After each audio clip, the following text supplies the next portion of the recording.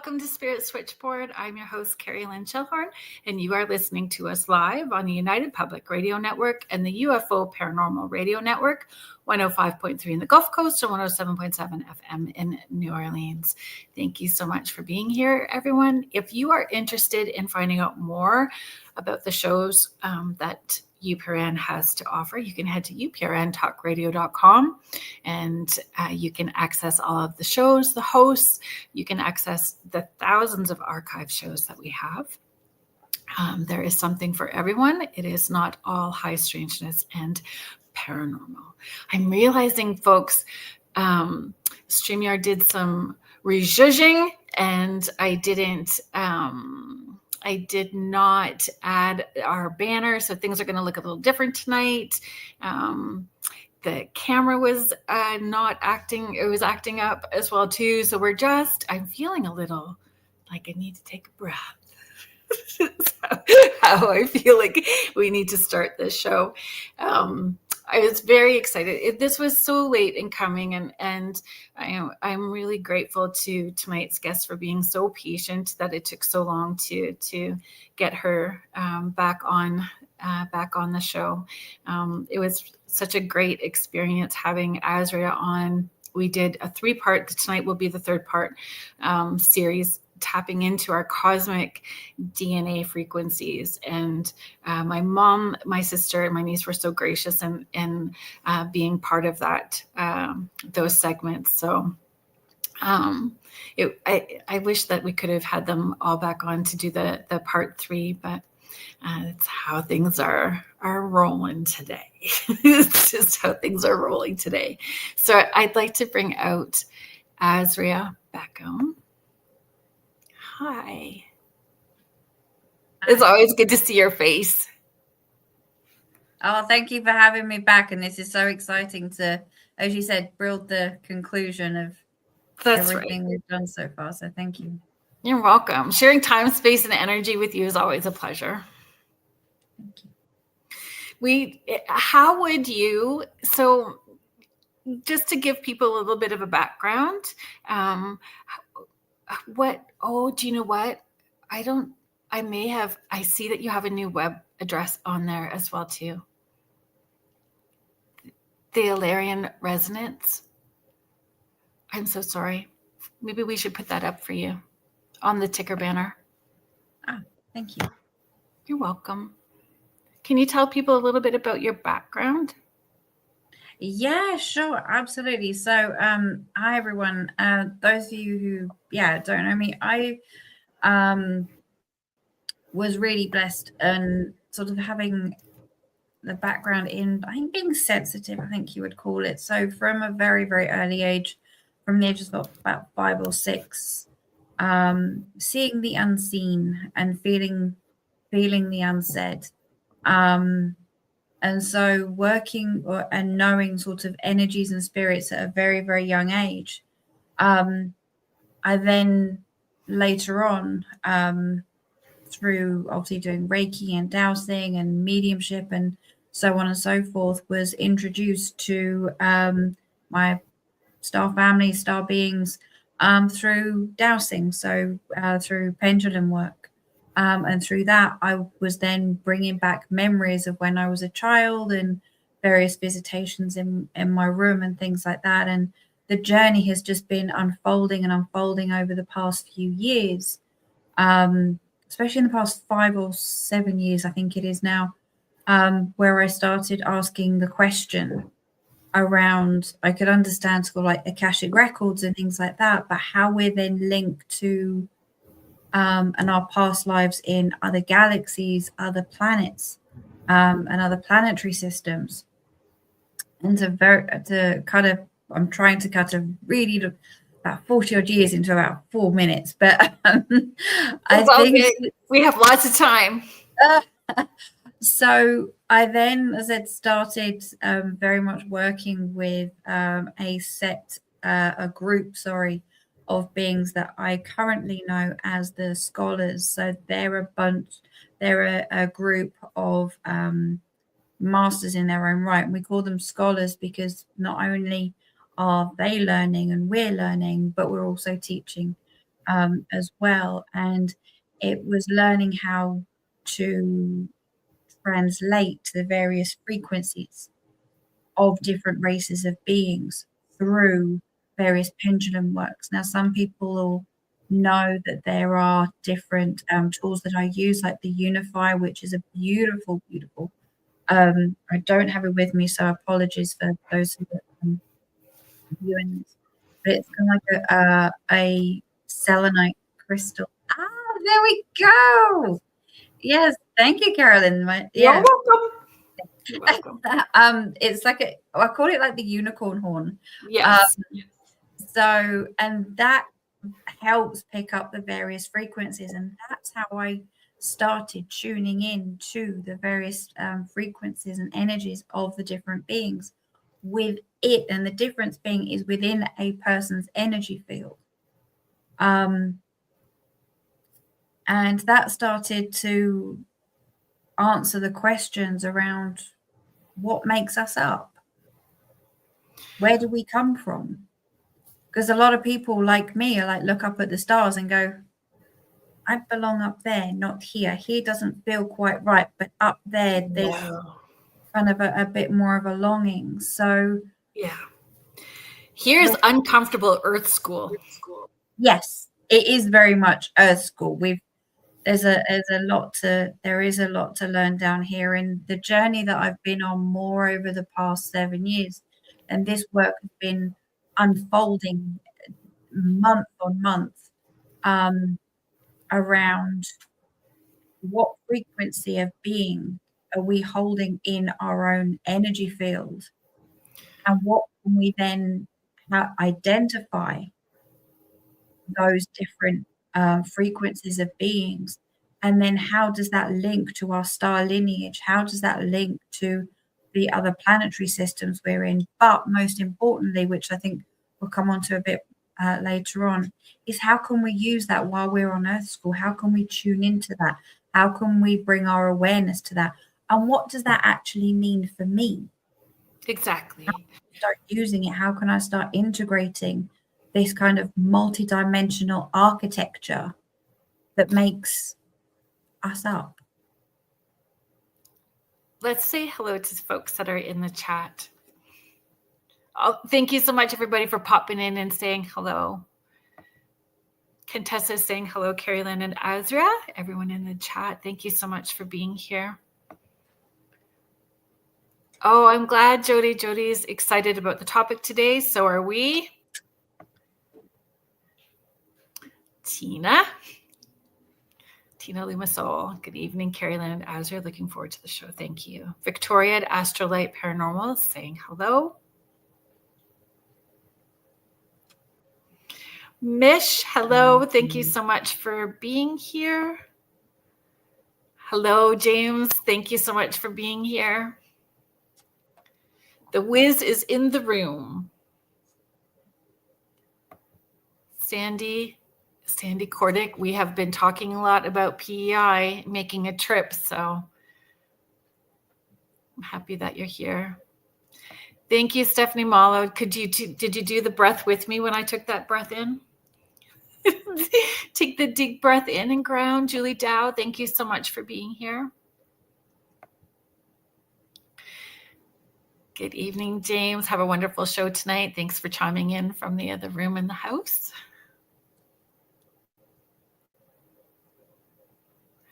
Terry Hankra, thank you so much. Hello, hello, hello. Happy Friday. Denise Smits, yes, welcome back, Asria. It's always a pleasure having Asria on the show. Mish is sharing, I made a unicorn horn organite and have it in water, 3 to 4 year old moon water, still not moldy, glass jar too. That's amazing.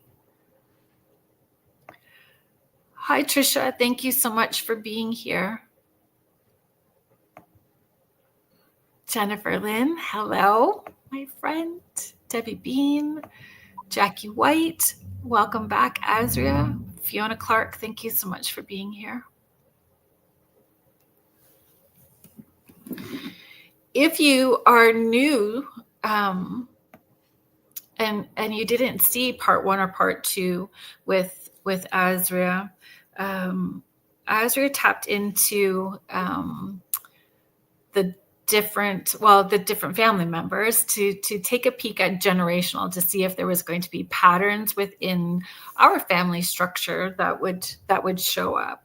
And so with part 1, we explored that cosmic ancestry. So we explored cosmic ancestry.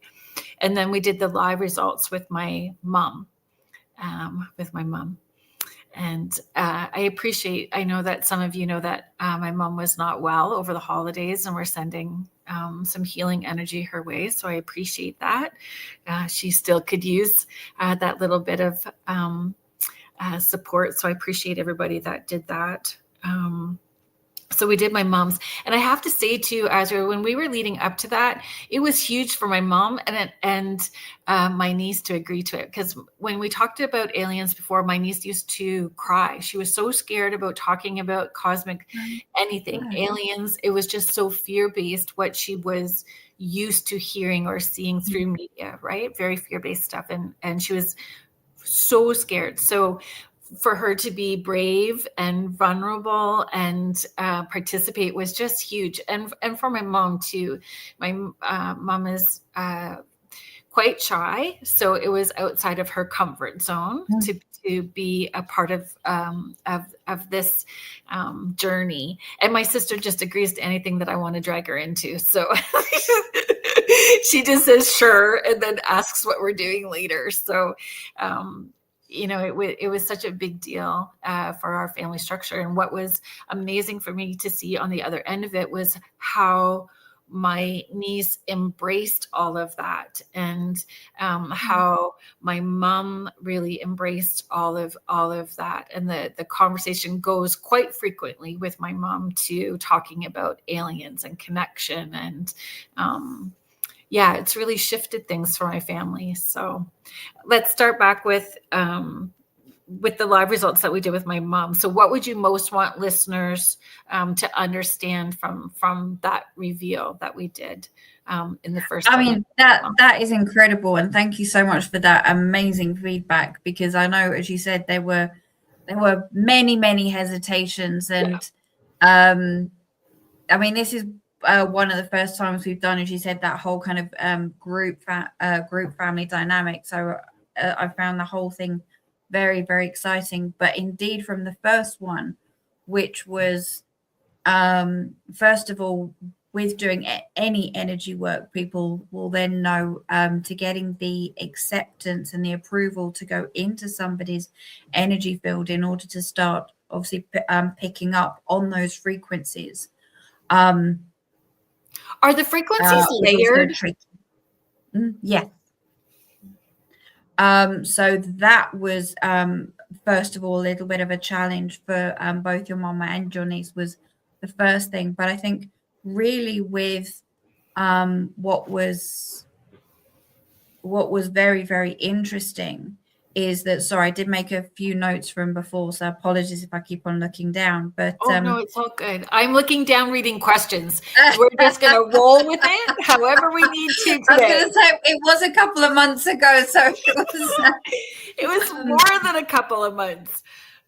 But I think that, I mean, with Pauline, hers was, I think I put down here Andromedan and Avian, and obviously with your niece having the Avian as well. So what I found absolutely fascinating, and I do with a lot of my clients as well, is that when we actually start saying, because remember there's a few levels of who the dominant frequency is, so the dominant DNA, and then level 2 and level 3. Sometimes we can have up to 7 or 8. But most of the time, we only really focus on the first, say, 2 or 3, because at that moment in time, that is the most dominant frequency within your energy field that is that you are working with at that time. And for hers, it was that mixture of the Andromedan and the Avian. And the feedback that obviously your mom very kindly was giving is that the behavior traits and there was the behavior traits mainly I mean, I've obviously never met your mum or your sister or your niece from Adam. Normally with clients, I have, say, like a 10-15 minute chat first, so I can make that connection. But this was purely based on information and acceptance that I could read them. So first name, surname, date of birth, place of birth. And as I said, most of all, acceptance to read them. And then being able to provide the level of information around behaviors, hobbies, traits. I could just see your mom's face now. It's kind of like, yep, that's me. And I remember even you saying at the time, it was kind of like, Asria's got you down to a T. And I was like, I've never met this lady. And that, so to me, that absolutely warms my heart, because that to me is saying, yes, that link is absolutely there. Does that answer the question, or have I just gone slightly off topic there, Carolyn?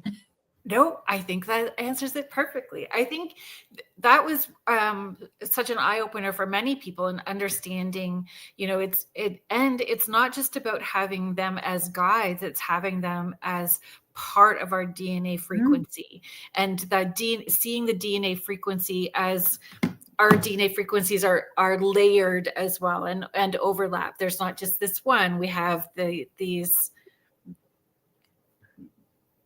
multidimensional DNA frequencies. And that was it was a hard concept for me to wrap my head around at first. And then afterwards, then it just all made sense. And the same with understanding the character traits and the qualities, and understanding their soul families. Like it's family units too, it's not that it's a guide, it's a family unit. Yeah, so I think in answer to that, there's the two elements. So the first, as you were mentioning there, it's that multidimensional architecture. So we're not necessarily just limiting ourselves to being like one starseed or one race. And with the time and the space that we're in at the moment, it's being able to bring our awareness and bringing our awareness as to what is actually within our capability of tuning into. And said what I'm then doing is going, right, you do have that frequency in there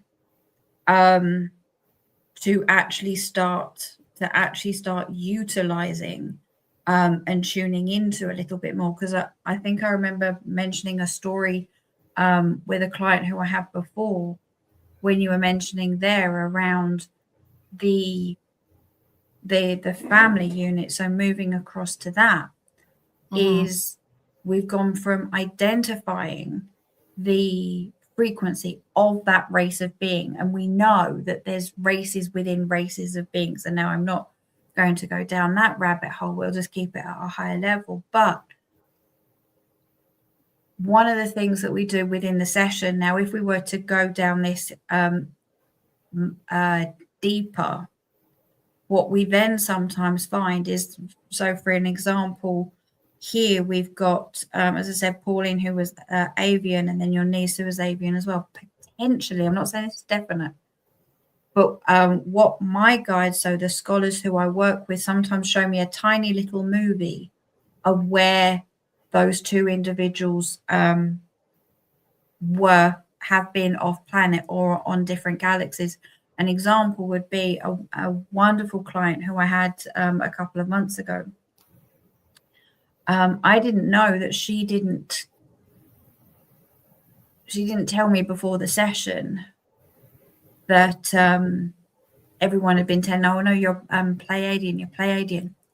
It was only after when I said that she was actually Atlantean, and she said, I knew it, but everyone's always told me I have the more of the frequency and more of the energy of a Pleiadian. Said, no, you were in a particular star system at a particular time helping out the Andromedans. And again, then we start going into more of the history, more of the background, and potentially linking those two beings together in the place and the time. Does that make sense? Yeah, it does.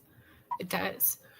What I found interesting leading up to, I think it was part two when we talked about mine and my sister's, correct?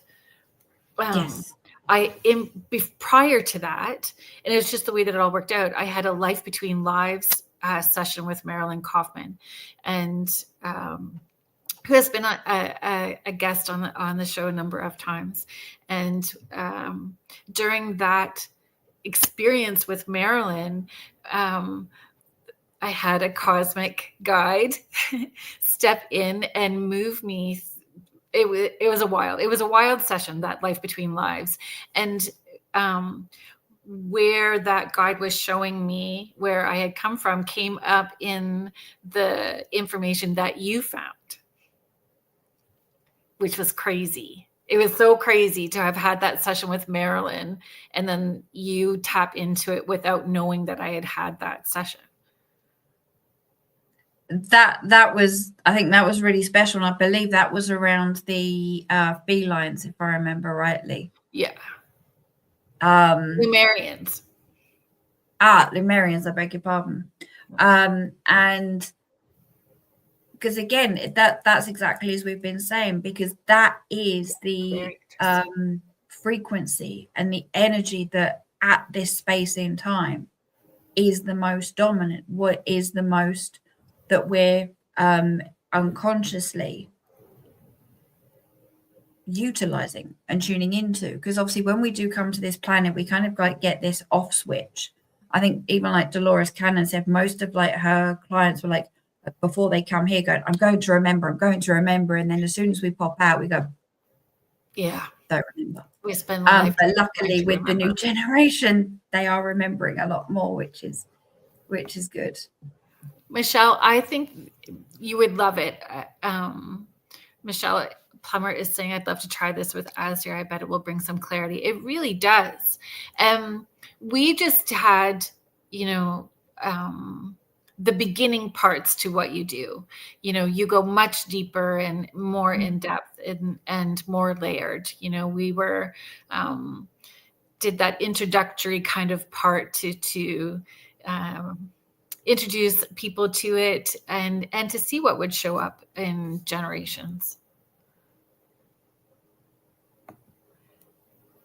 Yes, Mish, the machine from Men in Black is real. That click flash, you will not remember. It was swamp gas. Yes, very interesting. You use these terms, Asria. Star Lineage Transmissions, Multidimensional Guidance and Healing. All of those are terms that you use. So when we're looking at the part 1 and part 2, how does that all come together, like in real time? Yeah, absolutely. So if I've understood that correctly, so with the transmissions, and I think this is a really key point, so thank you, is that it is all around the language. So a lot of people do channelings, a lot of people say they get downloads. Some people say it's like intuitive. They just know something intuitively. In my experience, it's all the same thing. The way that I see it within the work that I do with energy and my star beings is I call it transmissions. And the reason I call it transmissions is because I see myself as a radio.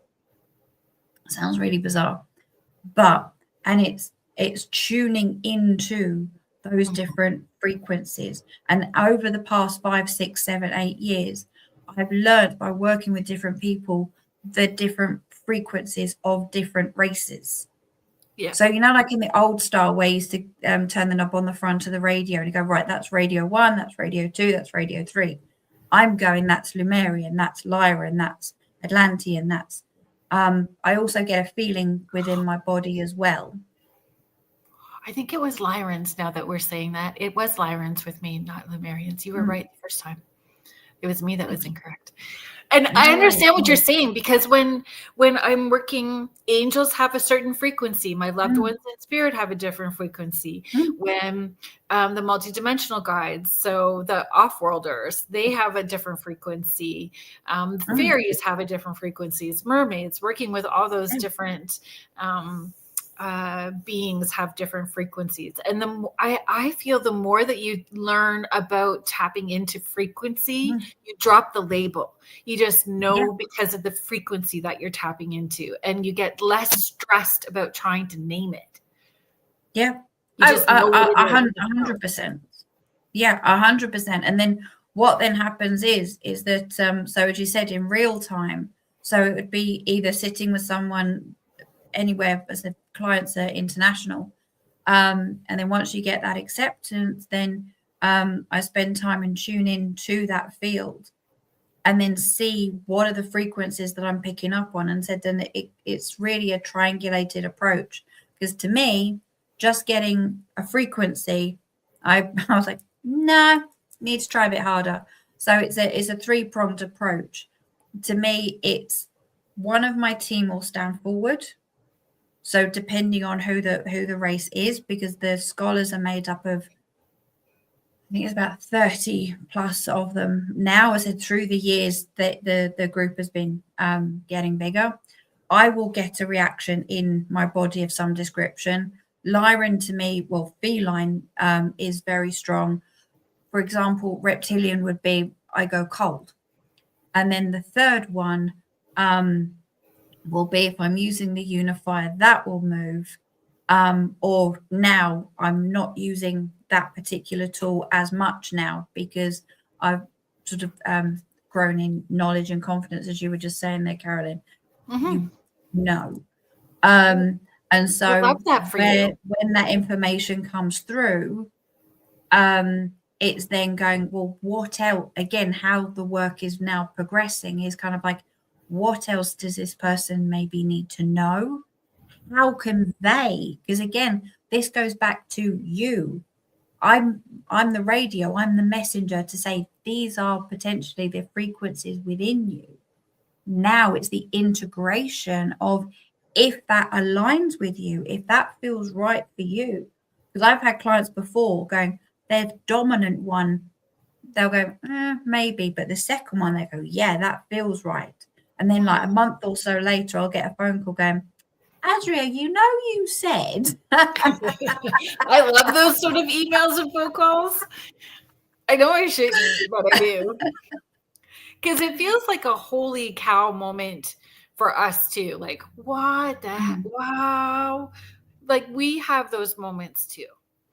Contessa is just sharing. I read some Edgar Casey, and do you think he is correct when he wrote that people born from 1957 to 1977 would be highly intuitive or psychic, that these children were advanced souls?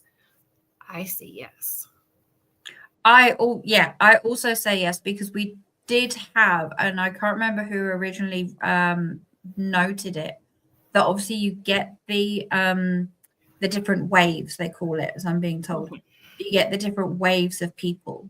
So like, for example, it really started in like 1940s, and then again it carried on because it's building up on those frequencies every wave. I think there was like the crystal children and then the violet and so on and so forth, that started from probably before the 1940s, but my knowledge kind of just goes back to then. And that's why the children coming in now are I think they're called something like the hybrid something. I can't really remember, because as we're saying, they are way more, their knowledge isn't necessarily getting switched off. So I absolutely agree with yourself there, Contessa, and Edgar Casey.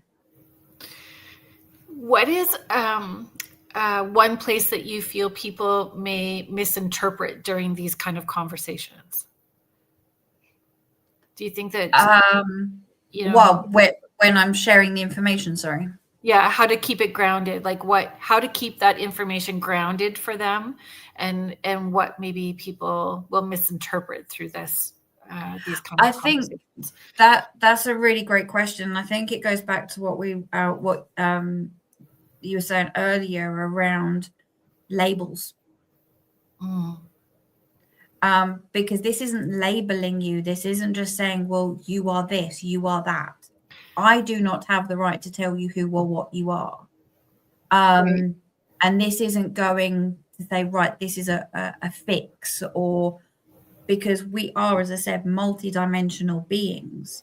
And it's not I'm not limiting you, and you're not just one race. Right. I mean, yes, okay, we do have kind of like when people align to being a particular star seed, 100%. Your soul may have been born in that particular galaxy or planetary system, but actually, we have gone through many different lifetimes and places, and we hold all that information in our DNA. And it's that is giving off these frequencies. That is what I'm picking up on, because our DNA is kind of like a database. And what we're learning, and what we're learning even more and more, and science is picking up on this as well. And I know you had a really, really wonderful lady on a couple of months back, and I'm really sorry I can't remember her name, who was fascinating, because I said it's science and spirituality that's really starting to come together, which is so incredibly fascinating. But it's around us now bringing our awareness to on what we actually hold in us, and how we're tuning into it, and how we're using it, and how we can pull on those energies, pull on those abilities, pull on those powers, pull on that knowledge. At the same time as going in, rather than keep on looking for stuff on the outside, it's going into that heart consciousness, going in back into yourself. So that sounds like it's answering the question that I was about to ask you about. So, which is great. Kudos on that intuitive answer. About a single most actionable takeaway, from that the listeners can take from or apply immediately from that part 1 and part 2, right? Like part 1 and part 2 that we did, like an actionable takeaway without necessarily having to have a DNA reading. Like, what can people tap into to understand? Or, I mean, we all think that you should book an appointment with Asria and tap into it that way and get your DNA reading. But is there something they can do prior to that to lean into it on their own? Oh, 110%. I think that's a really great question, because at the end of the day, as I was saying before, I mean, this just gives you a little bit of a roadmap as to the energies that are there. But that's not to say you can't start discovering what they are yourself. So I love that question. Yeah. Because it's all about our own work. So it's, and I'm going to keep it higher level, because otherwise I'll go down a rabbit hole and we'll be here for 5 hours. But we've got one more. Heart consciousness. It's really starting to regulate that nervous system. So it's starting to settle everything down. So when you do start getting those intuitive messages, when you do start tuning into those different vibrations and frequencies, you know what's right for you. Because it's quiet in the mind. I'm not saying you have to go and do mindfulness retreats or anything like that, because again, it's different for everybody. But the main takeaway, I think, from as you said, part 1 and part 2 is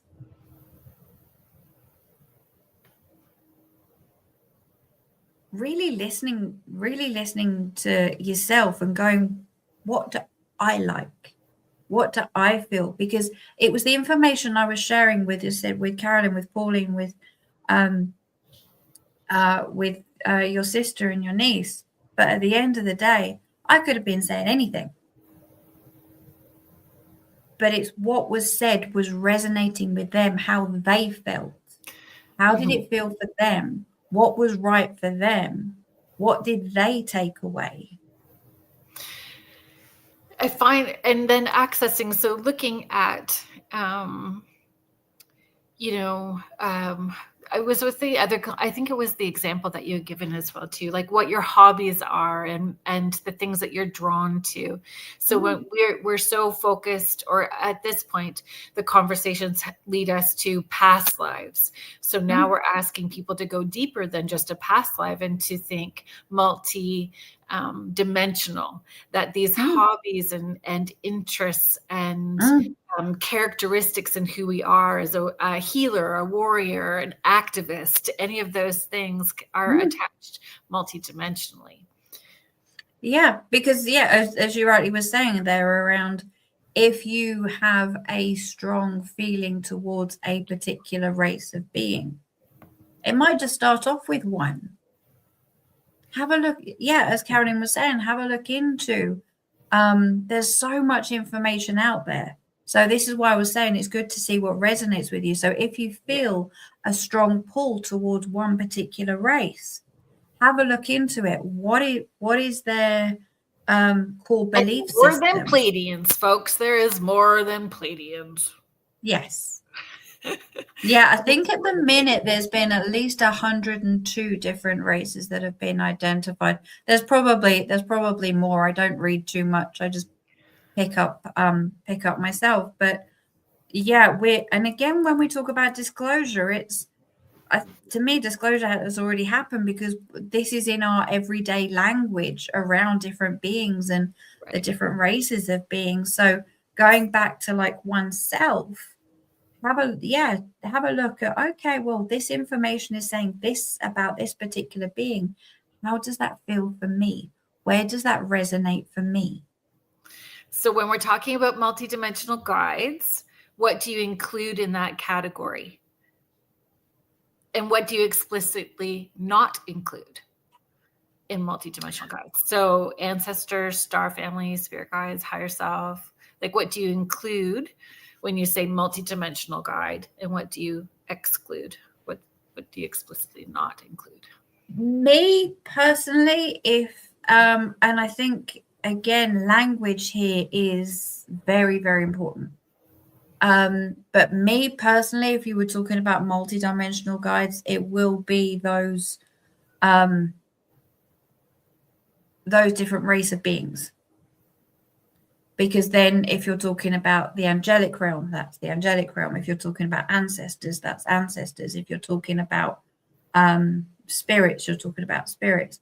But again, it means different things to different people. So this is what it means to me. It might mean slightly something different to somebody else. And you know what? No, we're not wrong. I'm not wrong. You're not wrong. Everyone's not wrong. That's the thing.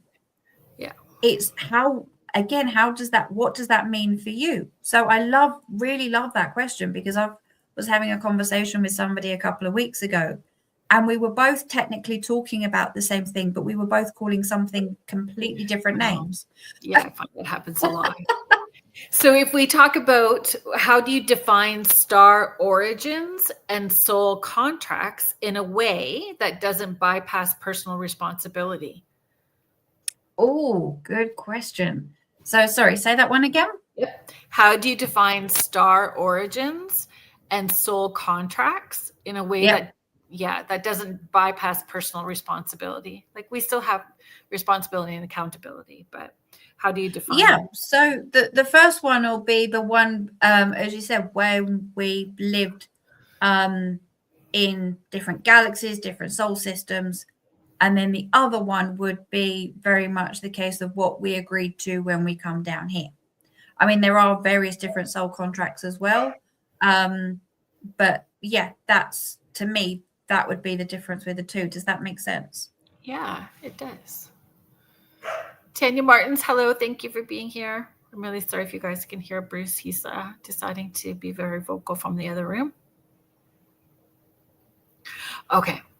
What are your top 3 markers of clean contact versus imagination, anxiety, or projection? Oh, I love that one. Me personally, And what do we mean it's by contact? Clear contact. clear Three markers. contact would three be markers. 3 markers for clear contact would be it's more of a feeling than a voice. So you feel it everywhere in your being. It's not just here. Right. The second clear would be I get an image of the 2 main guides that I work with, and so if I don't get them, it's a no. And thirdly, I will get whatever my sign is, either just before or just after. So would you suggest to people to really learn to identify what their strongest clear would be, like their strongest sense? And is that how it would come through first? Or it could be very different, like instead of, well, I guess C could be dream time too. Like frequency is such a weird thing, right? Like to explain what that feels like, but it really does feel different. I've tried to when I've taught this, or how I teach it to people, is if you put your hand over your heart, take a deep breath in, and long, slow exhale out, and ask Archangel Michael to pull into the room and connect his heart space to yours and yours to his. And what does that feel like in the first few seconds? And then you say, thank you very much, and please take a step back. And then ask Grandma, who's on the other side, to step in and ask her to connect her heart space to yours and yours to hers. And what does that frequency learn? So you start to feel comfortable with the different frequencies. But you could also ask your spirit guide that's currently your highest teacher guide or joy guide or whatever feels right for you to be the gatekeeper, and always come back to that as the neutral, I suppose. I mean, that's how I try to encourage people to understand, to open up to frequencies and how they feel, and how they feel different, and how they feel it in their body. Yeah, the other way that I try to explain it is like if you're a meat eater and you've had your big turkey dinner and you're half asleep on the couch after dinner, that you recognize who's coming into the room because you understand their frequency. Like you understand who's coming into the room because you're feeling that energy and their frequency first. Yeah, no, I would agree with that. And I think, 100% hand on heart first. But also, I think it also comes down to, how can you say this? It also comes down to the point of when we are talking and starting to work with the multidimensional beings. As I've said before, for me personally, this has been over quite a large space in time. Yes. Because they won't, and this, please correct me if I'm wrong here, Carolyn, is that they won't, and it's kind of like a universal law, come in and do anything if your energy is not ready, because when their vibration, their frequency is so much higher. Yeah. So if they were to start coming in and connecting, like, go, right, I'm on my spiritual journey, I've got to this point, I'm expecting to see things, hear things, have brilliant conversations. Nah. Yeah. So again, it's not doing it once a week or once every 2 or 3 weeks and expecting to, because again, I think it does come down to expectations. When you think, oh, but my friend's done da da da da da da, or oh, how can you do it and I can't do it? Yeah. So I think there is that level of expectation as well. But when we are talking about connecting in with those frequencies of those beings, and I absolutely love the way that you do it, and I would completely agree and start off that way myself. Hand on heart, breathing in, setting the intention. Yeah. Which I think you mentioned there as well. It's setting that intention. It's making that connection up. So it's sending that white light up. It's doing whatever level of calming and protection, because if your nervous system is in fight mode, then again, it's being aware of your own energy and frequency and vibration first. Because even for me, if I'm in a level of, you know what, I'm really, really tired, or I've got a headache, or whatever the case may be, and I don't feel energized enough, I won't do it. Yeah, it makes a difference. Yeah. So it's what is being aware of your own personal energy and space first, and then start moving into it. And as you said, you can do it, say, 2 or 3 times in one day, have a rest, and then maybe the next day. But it's this progress over time. That's right. And you start to understand that we have a 24/7 flow. It is just like that radio, 100%. we're turning it on and up, or we're turning it down and off. That is constantly there. It's just, you know, whether we're open or closed. I always say, I'm opening up now. I'm open for business. Come on in. Take a breath. Whoop, here we go. Let's roll. And we're leaning into the conversation's unfolding exactly how I was hoping, because we're going to move into a question about discernment next as well too. Thank you, James, for reminding me about this station ID. I appreciate you, Wiz, when you do that for me. Heidi Gould, thank you so much for stopping in and saying hello. I'm very sorry to hear that you're not feeling well today, and if you're open to it, you know, if you give us permission, or give me permission, we'll send you some healing energy your way if you're open to that. And we'll do the station ID really quickly too. So if you are just joining us now, thank you so much for being here. You are listening to Spirit Switchboard, and I'm your host, Carrie Lynn Shellhorn. You are listening to us live on the United Public Radio Network and the UFO Paranormal Radio Network, 105.3 in the Gulf Coast, 107.7 FM in beautiful New Orleans. I'd like to thank Joe Montaldo, our station owner, our network owner, and Michelle DeRoche, our network manager, for all of the work and things that they do for us to make things run smooth and lovely. If you would like to find out more about our network and our hosts and shows, you can go to uparantalkradio.com. Can find out more about the host shows, all the new shows that are coming up. There is something for everyone. It's not all high strangeness and paranormal. You can also access the thousands of archives of past shows as well too. Today's guest is returning fan favorite, Asria Beckham, and we are talking about cosmic DNA lineages and our multidimensional guides. Thanks for coming back, Asria. So what we had chatted about prior to our little bit of a break there, you had been on the show. We did 2-part series. Tonight is part 3. We tapped into the DNA frequencies for my mom, my sister, my niece, and myself, just to see what patterns and discoveries would be made in having a family structure being open, and how those qualities and lineages what patterns would unfold.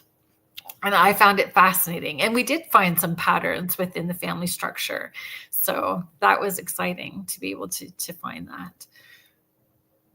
Yeah, I think with the patterns, just to covering that off really, is that as you said, it's all about that collective contract as well. And obviously we have come down to this planet mainly to anchor in those frequencies as well. So again, when we could do a whole big thing around what is a family, and as you said, those contracts as well. But with your wonderful selves, there were those similarities in beings, especially around the Lyrans was very prominent across. So again, there may have been definitely past connections there, but again, we would then need to go into that work a lot deeper. But it's just what the takeaway from those sessions were as well, which was absolutely incredible. So thank you. Oh, it was great. and like I said, it was life-changing for my niece, because her fear of talking about anything alien, just having stuff show up on a social media feed would literally scare her into tears. Like, and that she agreed and she did all of this was amazing, and it did help her view it from a different lens and be able to accept and integrate the information that you had to share. So it was really brilliant.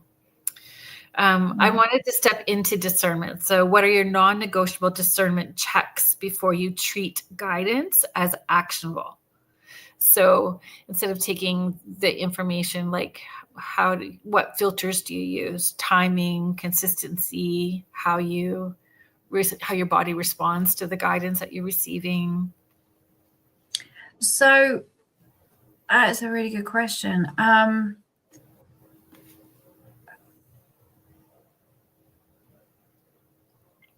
I think for me, it comes down to trust.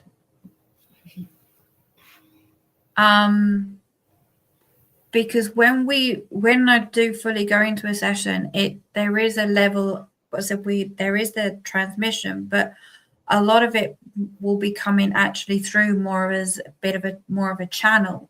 So it will be the direct messages from those particular beings, and I absolutely trust what is coming through when it is working with an individual. Sorry to interrupt you. I'm sorry to interrupt you. Does it come in fast and quick? Yeah. When I receive information, it's boom, it's there. Sometimes before I'm done even asking the question, information is already popping in. So I know I'm in that space. Yeah. When it flows like that, I know that there's something that's kind of needing some work or understanding. If it starts to sound like this, if it starts to sound like the teacher from Charlie Brown or something that we need to work on, and then pull it up or clear or heal or move, and then we're able to be in that fast pace. Yeah, absolutely. And I mean, I've been doing readings and that for years, and I remember even like years ago, one of my first readings I ever did, I was telling this woman about dancing with Fred Astaire, and she said that's what she was doing. And in my mind, I was saying, what the hell is going on? So it really is that way. So it is a level of trust, but most importantly, it's when we start going into that session, having that overview of what is, as we mentioned earlier, where is that person's energy? What space are they in? What is going on for them at the moment? Because when we look at these sessions, it's not to go in and fix anything. And some people sometimes come and go, right, I need to know this and I need to know that. So it's what is the intention? Again, I do sound like a broken record, but most of this comes down to the three main steps: is what is the intention of going into this session? What is it that person would like to know?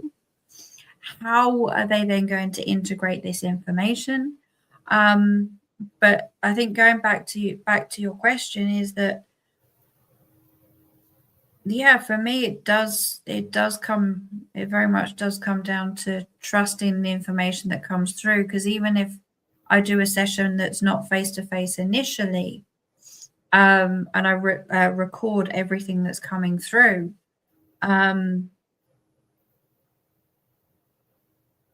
like I was saying earlier with the film set, that wasn't necessarily in the one-to-one session.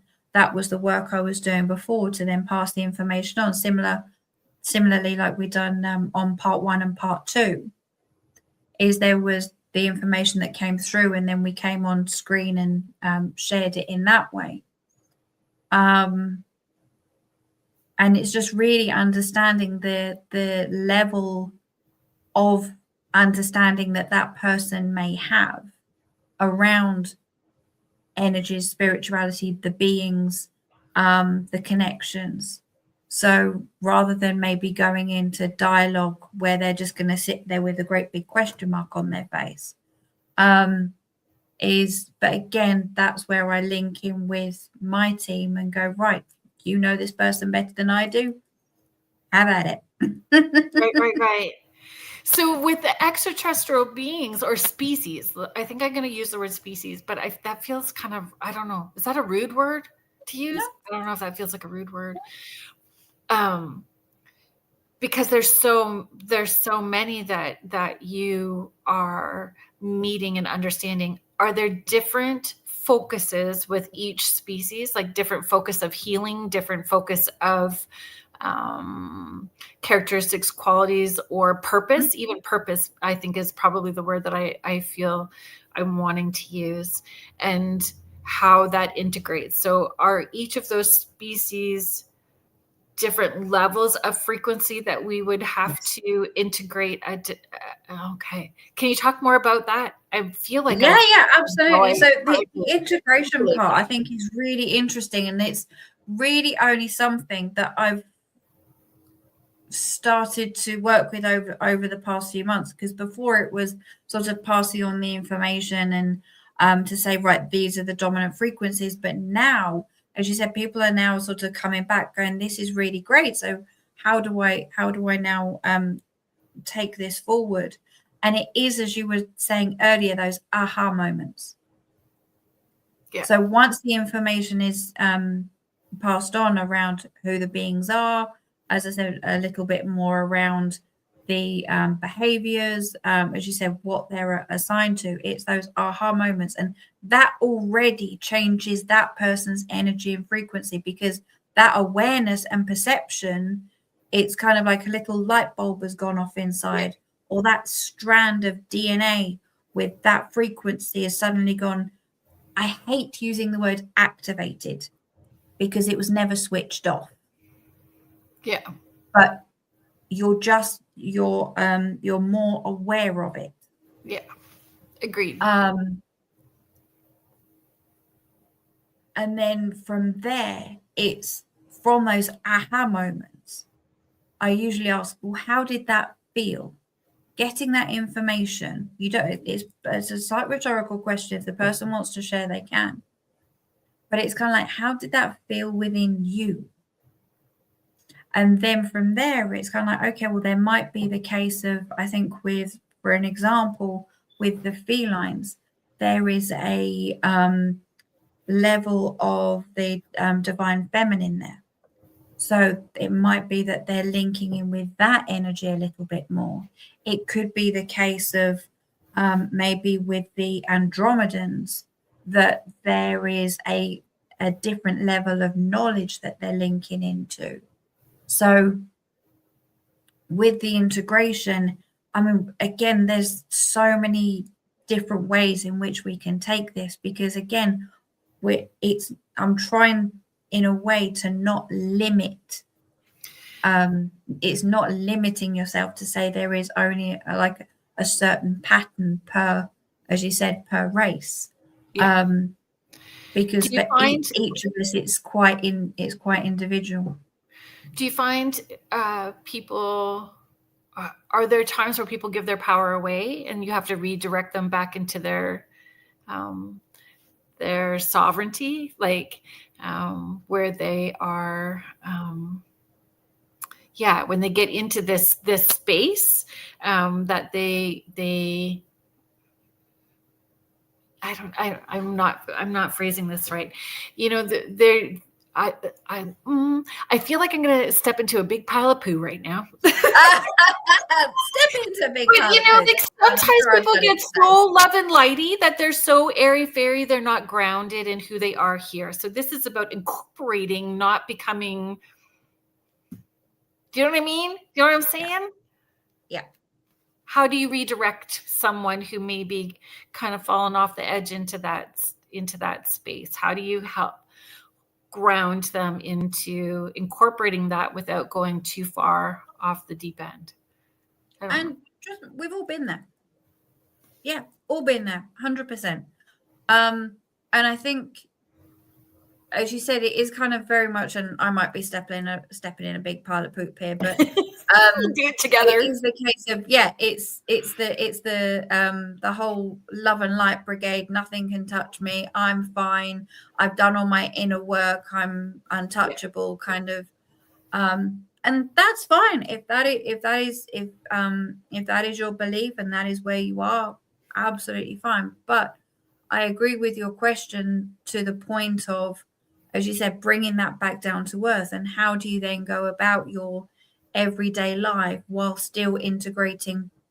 So it's almost as though you want to keep the connection but keep your foot on the floor at the same time. Mm-hmm.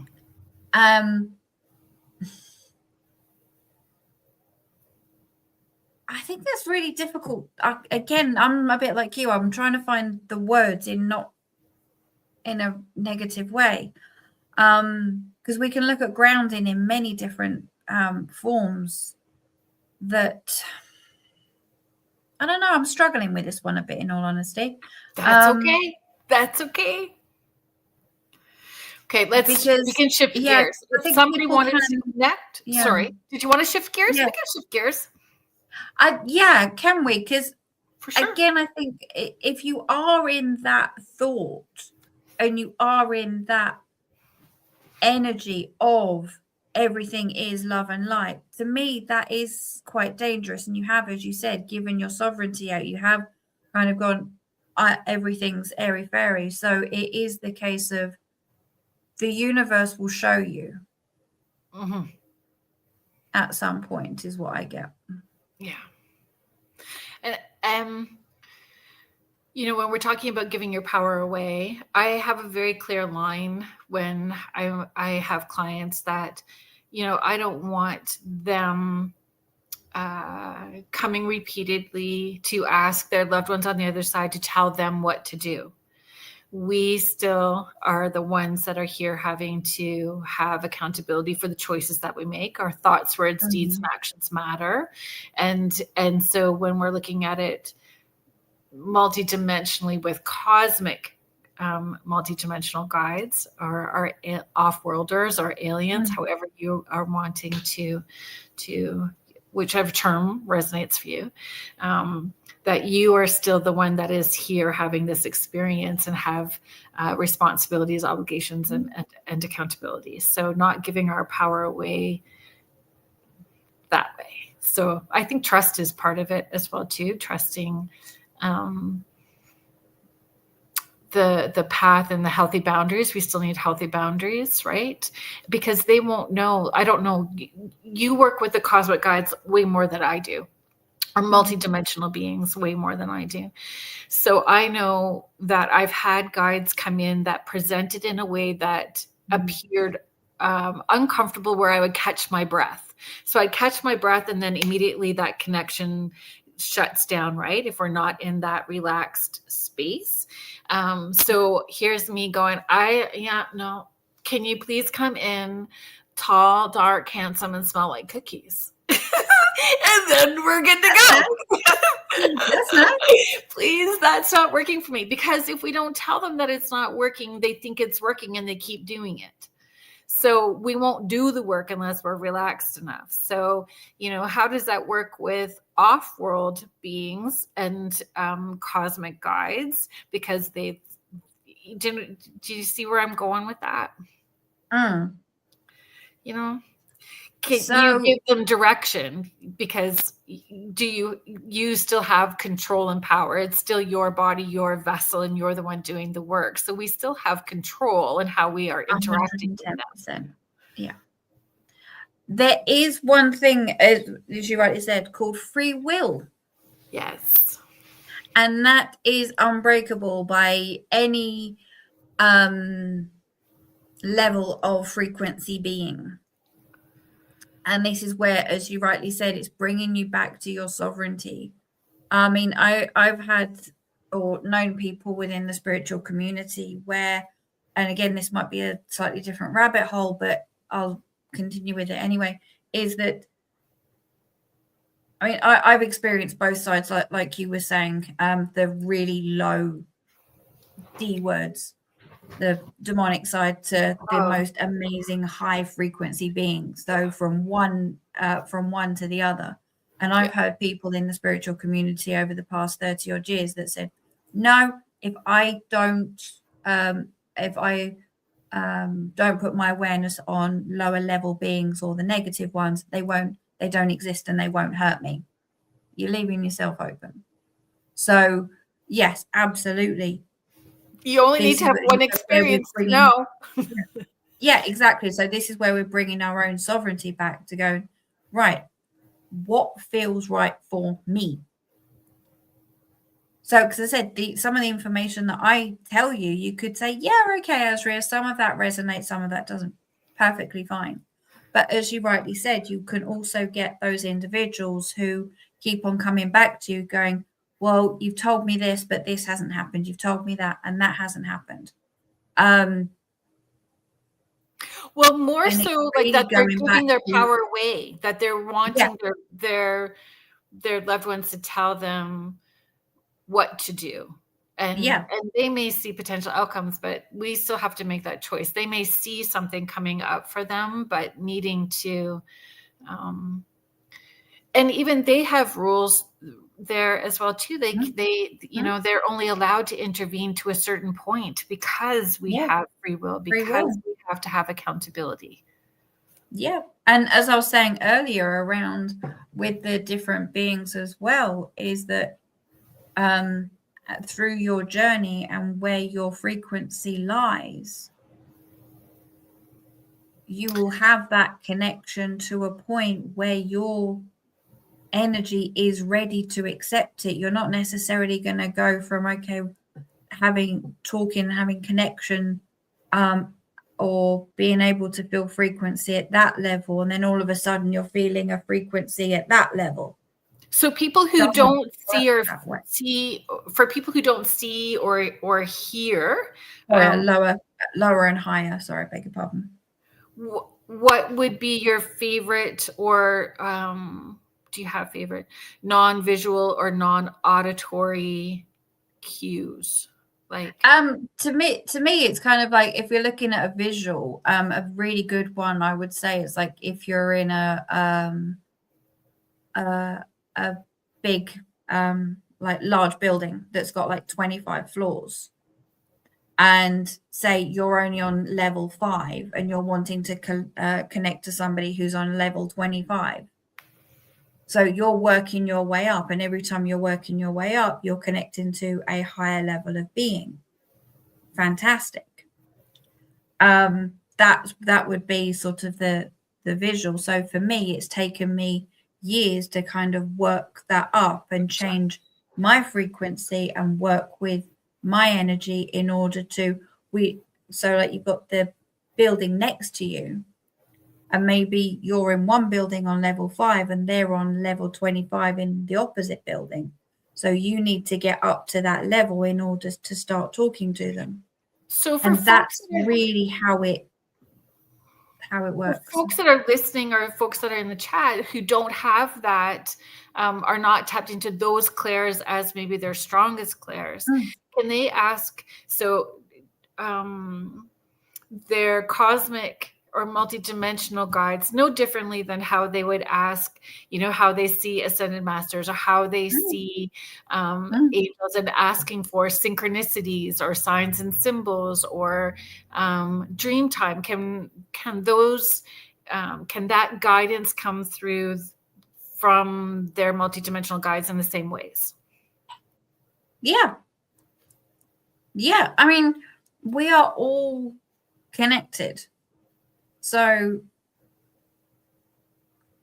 is there a way of asking the question? You were saying earlier, like when you were saying earlier, people come back to you again and again and again, because as you said, they're wanting that direction for somewhere else. Oh no, they don't come because I don't do that. But it's the case of, I mean, if everyone can be connected, and as you said, it's just, and everyone, I believe, has all of their clairs open. It's just your intention of going, right, I want to use that particular one. So with the multidimensional beings and connecting to them and asking them for guidance, you need to, I see it as ordering at a restaurant.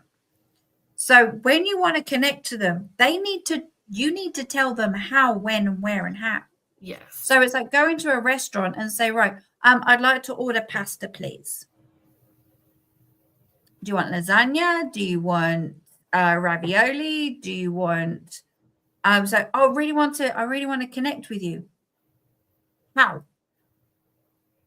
Yeah. Do you want it via a visual? Do you want it by a smell? Do you want it? Again, it's that free will element. Right. And how we're giving them permission. I talk about that when we do seances as well too, like giving spirits the direction. You have permission to use my energy, you have permission to touch me, or you don't, like giving them the direction. So permission and protection as well too. And what your intention. So all of those, I guess, depends on how you want to prioritize them, but all of those things are important. Before I go into any session, I will say a particular, some people would call it a prayer, some people would call it an affirmation, but it's exactly that. It's the permission. It's going, I am now in this space, in this energy. This is what I'm going to be doing. So any low level negative energies are not welcome. Do you have a framework? Not give permission. Do you have a framework for asking better questions so the guidance is clear? Yes. Can you share? Like instead of just tell me everything? Yeah, absolutely. Just tell me everything? Yeah. Oh, yeah, because trust me, this neurodivergent brain will not be able to take too much information. That's why it's taken me so long to get this far. So is it about being specific? Like, so can you talk about that? Like asking how to ask better questions so the guidance is clear, because people get that a lot, or, people comment about that a lot too. I'm getting high pitched ringing sound in my ear all the time, but I don't understand what the message is, or I'm receiving this, but I don't understand what the message is. And my response to those sorts of comments are always like, tell them they think it's working that way. So you need to tell them that it's not working and ask them to show you in a way that's going to work. Well, how does it work best for you? So, asking, and is there a way of asking better questions? Like when I do sessions, I have a very clear structure so that it unfolds like a story. So I can get in and hook in and get the evidential and then the guidance. And, like I like it that way. So is there a structure or a way of doing it to receive information from our cosmic guides the same way? Yeah, I would absolutely agree with that, because again, it is all around intention. So you are then going, okay, so if, as you said, we're like ringing in the ears or whatever the case may be, it's because there's normally a level of expectation. So where our human mind is going, maybe it's about work or it's about money or it's about relationships. Actually, remember, they see the much bigger picture and there is no such thing as time there. So there might be the case of there's information coming about something completely and utterly different. Because I've had that before. When I first started, there was information that was coming through that actually was relevant in probably about 4 years' time. So it was then being very specific, going in the here and now. That's helpful for people to know. To me, it's so what, again, with the tuning into the different frequencies of the different beings within that energy field, to me, that is the dominant frequency that is there now. That is what you are working with now. Gotcha. In the next week, 2 weeks, 2 months, 2 years, you are doing so many different things each and every single day. Your energy is changing every day. Your environment, there's so many different things around that actually, and your spiritual progress has changed. So maybe in the next month or 2 months, those dominant ones that was there right there now, actually in the next few months may have changed slightly. Maybe your second dominant has now become your most dominant. Right. That makes sense. Can you walk us through a sample 3-question ladder? A 3-question ladder would be something along the lines of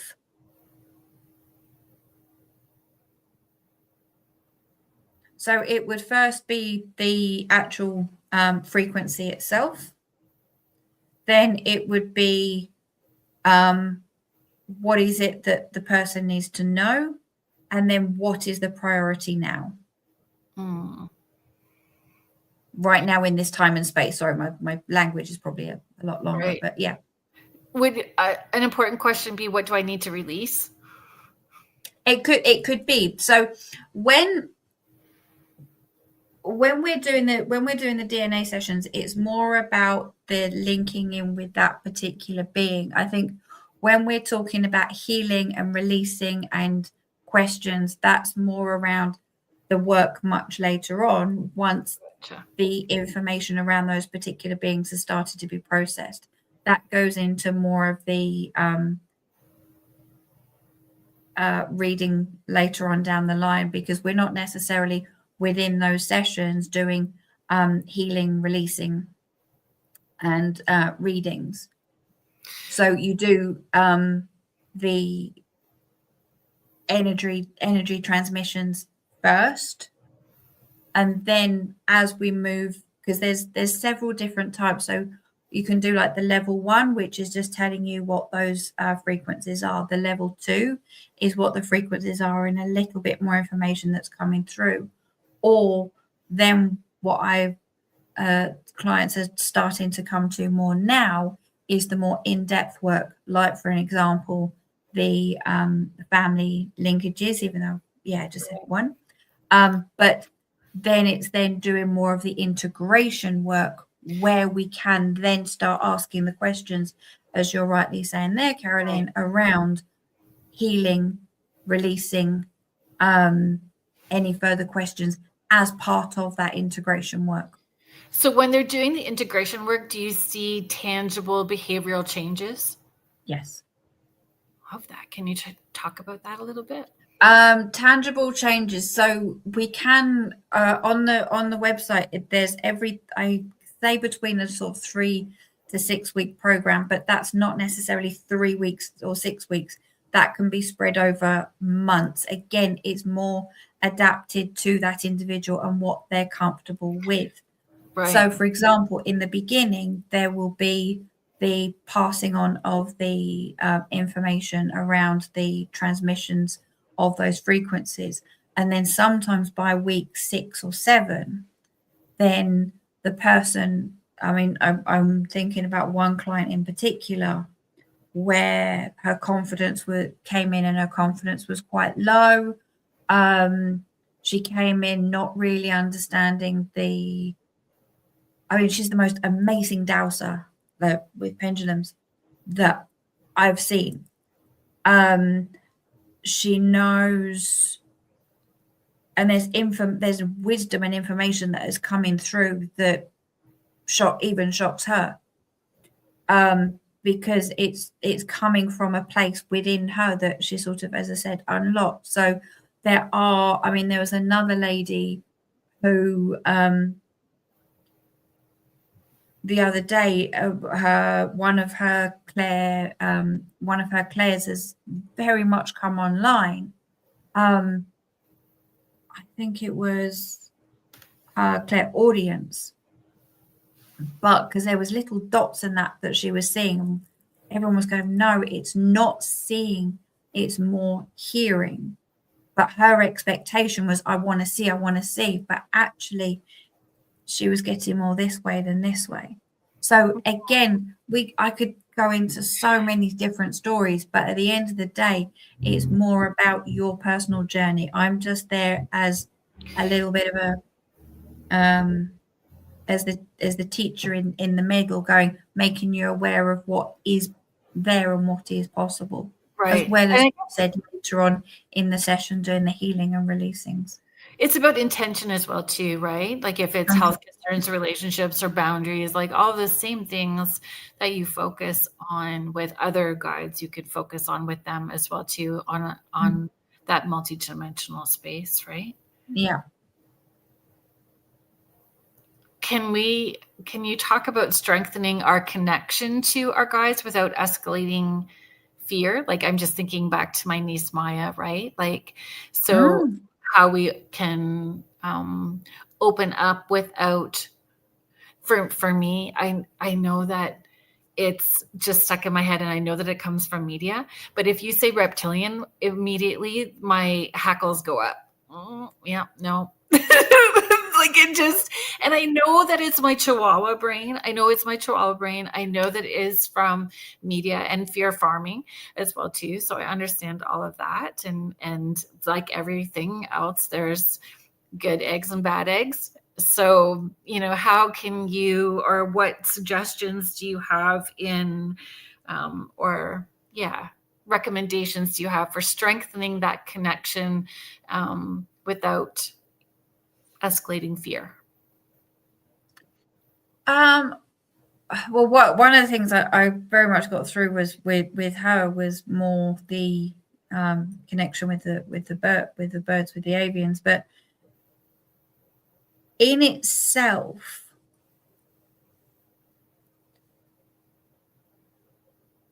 the biggest message is not necessarily, and I'm probably putting myself out of business here, but it's not about the individual race. As you said, it's more about the malevolent and benevolent, but it's having that confidence within yourself and sending up that light, because it's going directly to source. So if you are strengthening that connection, again, you can do your prayers or your affirmations or whatever it is that you do. And it's going, again, like you were saying earlier, Carolyn, is hand on the chest. And you send up that beam of white light or golden light or whatever color it is that you want. And you're sending it straight up. And you're setting that intention. To me, that's step number one. Because that is kind of like just sending a little light up. Because remember, there's thousands and millions of us here. And so you're basically putting your torch on and going, I'm here and I'd like to connect with you, please. And it's having that intention of saying, I'm connecting to those higher dimension vibrational beings who are connected and linked with me. And so we're not necessarily going, I'm connecting into this one, I'm connecting into that one. There might be a reptilian there, etc. So, and I think that is, to me, quite the most comforting way of doing it. If people are just sort of starting, but it's the lady, Maya in particular, I think with that, it's the looking into the birds as well. So I know obviously it's winter where you guys are at the moment, but as the weather starts getting better, is sitting outside. So if you do feel, and if any of the listeners maybe, again, this is all a maybe, you don't have to do anything, but have that connection with the avians. It's sitting outside and putting that intention of connecting with, we've got birds on this planet as a start. See what they do, see what their reactions are. So I want to shift gears, just trying to be mindful of our time and the questions that I wanted to get to in the time that we have remaining. A lot of people are very focused on generational healing. So many people also come in as the pattern breakers within their family structure. So they're the ones that are, okay, buck stops here. We're not going to continue this pattern within our family structure anymore. So what does that so it's kind of a two-part question. So healing the line, what does that, in your work, what does that look like? Or, what changes do you see, or how does that work for you? Like if you're healing generational patterns, are there generational frequencies or patterns that happen with our cosmic DNA frequencies as well too? Like where healing needs to happen that way? And then if you had, stabilizers to avoid burnout, because most people that are the pattern breakers eventually hit a burnout. So if you have some thoughts about that. Absolutely. So I think with the pattern breakers, that one of the biggest things is, and as you said, because you do get tired, is it is okay to rest. And I found that one of the biggest things, because when you do, there are changes that are being made, there's upgrades that are happening, there is so much going on when you do rest. So even if you think, oh no, I need, like, keep pushing yourself, giving yourself permission to do that, because there is more going on than you might than you may be able to perceive. There's value in resting. Yeah. So even whatever rest is for you, and also be aware of your heightened senses within that time as well, because as those patterns are breaking, your energy is lifting. So be aware of sensitivities. But just going back to the first part of the question, sorry, is my view on that would be, not that it doesn't matter, because I don't want to diminish it or demean it, but time is, a human concept. They don't necessarily see time. So everything that has gone before, you are the breaker. It's not what's happened before. Does that make sense? So you are basically starting afresh. So if you keep on looking back that way, you're not going to be going that way, as the old thing says. So where you'll keep on looking back, sorry for the listeners, you're not necessarily going to be going forwards. Right. So it is all about, and this might seem very simplistic, and I'm meaning for it to be, because I know within myself, I spent so much time keep on going back over various different things within this lifetime and one or two others. And yes, there might be things that do need to be healed. There might be things that blockages and things like that. I'm not completely and utterly dismissing it. Not at all. There is certainly a time and space, but from integrating this work and having those connections with those beings, and having looking more of that multidimensional architecture, and looking into those quantum codings within that DNA,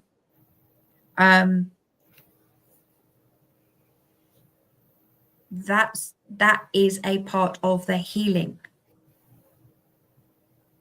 because you're recognizing what is in you, what has always been in you. And that is a part of that healing. So that will then resonate back, because you are on one timeline. You are, well, not one timeline. You are in this one linear movement. So as you are finding what's in here, it's helping to heal everything else. I really hope that made sense. It does. And I find it's also a pattern in itself. It's its own pattern. Not giving yourself permission to rest. It's its own pattern that happens within family structure, especially with females. I understand completely Mish's sharing. I always feel guilty resting when I know there's stuff to do. It's very hard. And especially when I have written a to-do list that I know is just not even achievable, right? It is not reasonable in any way. I have to keep telling myself, in this moment, this is what I'm doing. And I have to repeat it. Sometimes if I'm having I say I'm having a bad brain day. So it'll be a bad brain day. And I have a bad brain day like today. Yeah, having a bad brain day. And so really having to work hard to put all those tools into place. In this moment, this is what I'm doing. In this moment, I'm giving myself permission. In this moment. And because it's changing boundaries with the people around you, right? It's creating new boundaries, and that can be very difficult. That can be very difficult. And also you can get into the pattern that I've seen people that it's all about, as you said, looking back at the past, and they get into this kind of like healing pattern, of always needing and always wanting to heal. But one of the things that I do when I get into those brain days is I have a to-do list and a to-da list. That's ta-da, this is what I'm actually doing, and to do, it'll happen one day. Funny. That's funny. That's so funny. I sometimes, I'm admitting this on air. Sometimes I look at the emails because there's just so many emails, and I'm like this. I can handle this one right now. We're just gonna like kind of look at it right now. Put a sticker over the number of emails. yeah. Ta-da! Right, Mish? Ta-da! Yeah, I love it. Yeah, the to-do list and then the to-da list. The ta-da! I am actually doing this today. Yeah. So, okay. Gosh, this went by really quickly.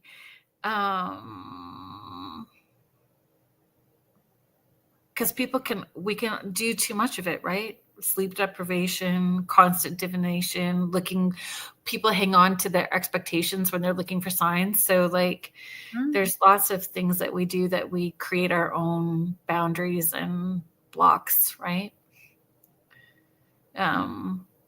Okay, this was the question I wanted to ask you. After a big connection, because I know that I get psychic hangovers if I'm not careful too, right? So after a powerful connection experience, what, would people expect for like that next 24-hour period? What would it look like? Or what would you suggest if you've had that kind of powerful connection? Or what is it like for you? Let's do that. Rest. And you journal? Are you thirsty? No. I need food. No. It always comes down to food for me. Food. Yep, always food. Definitely has to be a cup of tea and a biscuit. Always cup of tea and a biscuit. And a sugary cup of tea as well, definitely. Really? But if you have had that frequency, sorry, Asria, I know that I'm interrupting you. I'm really sorry. So like, I know when I've been tapping in, so it's an intense day where I've had intense sessions, but my frequency is way up here. So I actually get when I'm coming down, I get, the cold shivers really, really badly. I get really, really and my breath is cold. Like the air could be warm, but my breath is literally cold.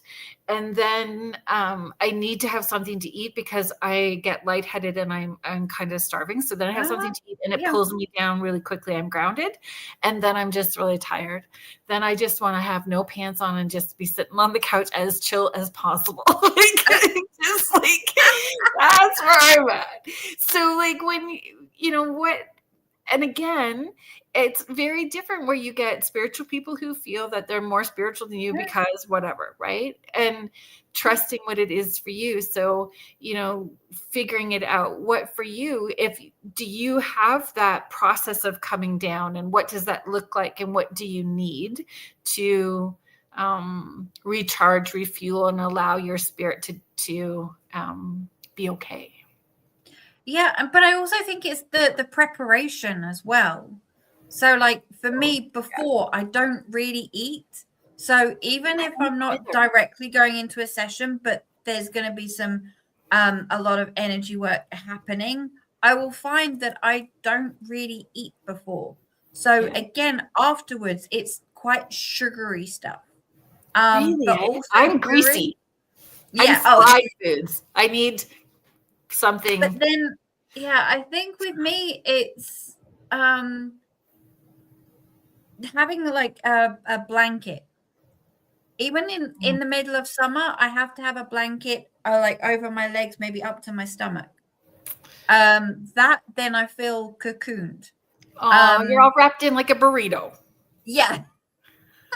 So even if I'm on screen, and again, probably telling everyone, I literally have a blanket wrapped around my legs and probably about 2 pairs of socks on. I think that's okay to share. Sometimes when I'm doing clients or during the show, I have a bucket of warm water with Epsom salts in it. I have my feet in the water so I can stay grounded and opened at the same time, or clear energy at the same time. So I think that we all do those. We all have those things. But I sorry, I interrupted you again. No, that's fine. The other thing, sometimes I will sit on a red pillow to keep myself grounded. Specifically red. Yeah, specifically red. Especially when I used to do like the psychic fairs and shows and things.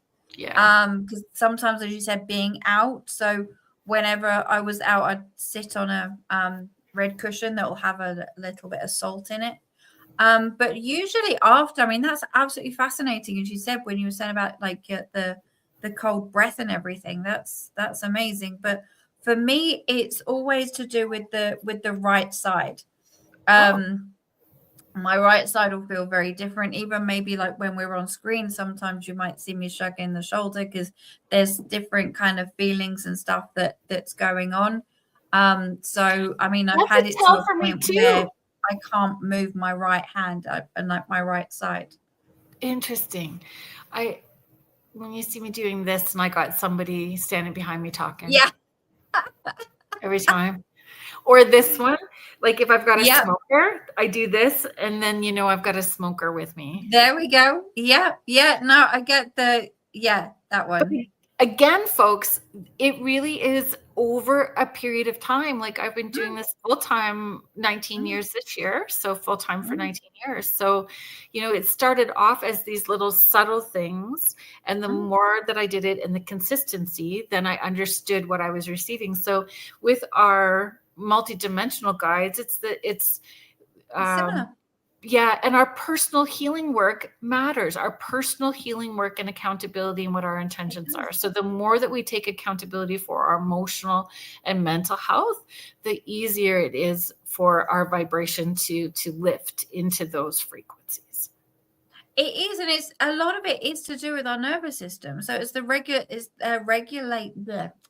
regulating our nervous system, because that does have a huge part to play. And as I said, if I'm say like if you have again, this is for me personally, it might not be for everybody, but say for example there might be something going on in the family and I'm thinking, no, I'm a little bit too maybe stressed or something like that, because at the end of the day you're still human and still going through different emotions and stuff, then there is no way I'll do a big connection session, because it's just going to take me 2 or 3 times as long either to fully sort of connect in, because my mind, as you said, will be like on a treadmill. I'm kind of thinking what's happening over here and what's happening over here rather than what's happening here. Is your body in fight and flight mode? Also again, it's maybe going back to food. To me, I wouldn't call myself a vegan or a vegetarian, but like ever since I was 5 years old, I found it really, really difficult to eat meat. I mean, as Sunday dinners, we used to sit down as a family, and I would like be pushing my meat all the way over the plate, and hopefully no one would notice that I hadn't eaten it. And then I was made to sit down and eat the meat, and I hated it. So now, I mean, I love fish and very rarely eat meat, because I find it's for me, maybe not for everybody, that meat and alcohol is a no-no, because not only I can't process it. I genuinely I won't go into graphic details because you don't need to hear that, but fish, I said fish is okay, but again, it's kind of like, what have you been doing to your body and putting in it? What are the energies like? What are the frequencies like? As we were saying, at the end of a big session, some of us might need a pick-me-up, like coffee or tea or greasy food or sugar. It doesn't have to be like everybody else. It's what is good for you. And giving yourself permission to figure it out. So we have just a few minutes. Can you share about what you've been up to lately? Yeah.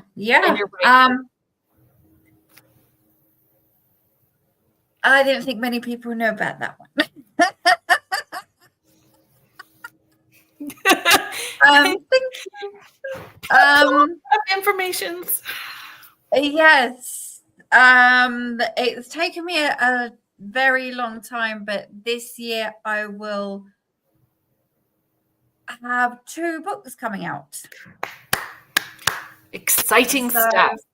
It is very exciting stuff. And the first time I've probably said it out loud for a while. So, and I'm so happy that it was on here and with you. So thank you. So it needs another visit on the show to discuss and chat once it's available. Thank you. So the first one I hope is going to be in the next month or 2. It's getting there. I said being ADHD and dyslexic it's certainly been a challenge because I don't read and I've had to read my own stuff. So right. That has certainly been a challenge. But it's all around energy and discernment and a bit about my journey. And then the next one will be what we've been talking about here. Will be more around the fractal antennas and the alien DNA and star lineages and the different beings. And that one's taken a little bit longer because there is just so much to put in. Will it be a guidebook from A to Z of different species for us to lean into? Not necessarily. If I flip it open, I can go, this is who I want to try tapping into this week. There are beings in there, and the information that I've picked up and learned over the years. I wouldn't necessarily say an A to Z because, as I said, there are new beings coming through all the time, and I know with a few of my clients, the odd new one will pop in, and that's when you really need to learn to trust what you're getting. Yeah. So there might be a couple of new to me and maybe new to everyone else. I don't know, but there'll definitely be some of those in there. But again, more around my journey, how I got there, and the background to it, the link with the DNA, the science, the spirituality, and the frequency, and most importantly, how you can start doing this yourself. And that's what's taking the time, but it will be out. So yes, I look forward to coming back on 2026. So, yes, it is there. I put it out there now. It definitely has to happen. So yes, I always say if I thank them for it, then it's already on its way. I just am thanking them ahead of time.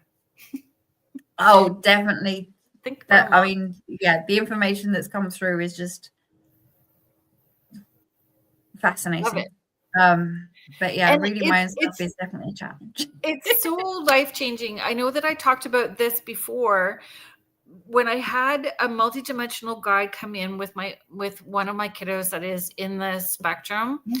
They showed me that particular guide and their species, their race, worked with DNA structures, and they showed me that DNA structure overlapped on my sons and how they were helping, and it was life-changing and it was positive. And I think that is what I hope one of the things that people take away from the conversation is that their intention is loving and kind and helping us move forward.